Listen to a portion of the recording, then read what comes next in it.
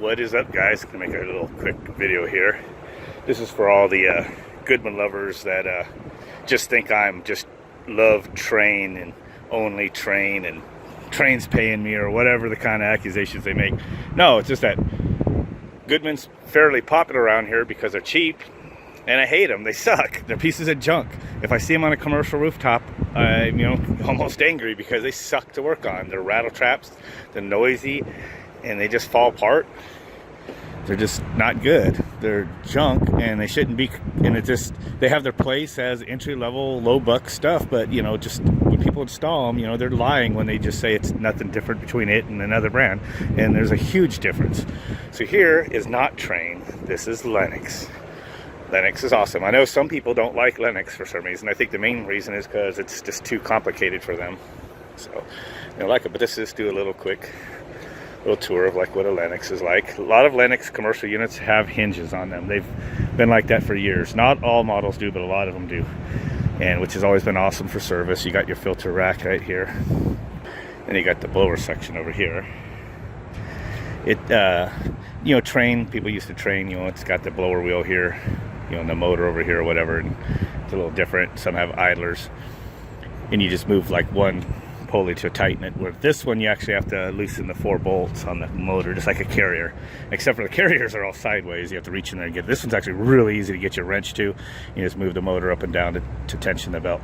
And then this is what a lot of units would do. And Lennox does this on a lot of their units, and that's puts the compressor in its own compartment. You can't even really hear the compressors when they do that.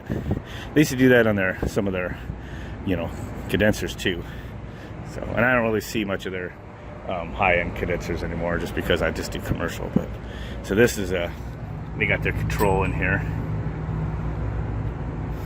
All their contactors. Everything's pretty neatly laid out, but there's a lot of wires on the Lennox, and that's where people get afraid of them and then say, I don't like them, because they had to diagnose one or something. And it's way more sophisticated than Goodman's Wet Dream, so they don't like them for that reason. But other than that, they have a lot of control, just like Train does, and you could tie in things to it. See, it's how it's got DC inputs and DC outputs and all that kind of stuff on there. You can add a lot of accessories to that. Train's system is a little cleaner because it's just 24 volts, which is 2 wires, and then the 2 other wires just a data bus, and you can just keep on, plugging in accessories on a Train, and when it powers up, it sees them, with the main control.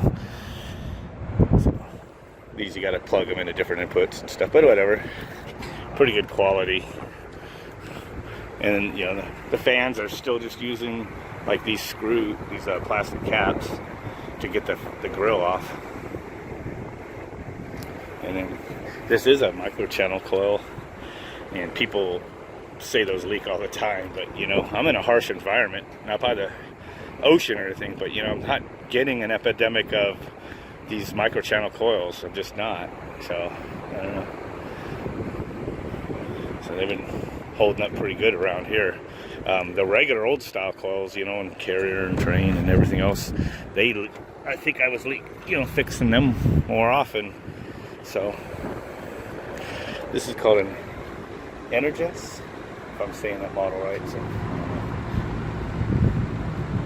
pretty decent unit.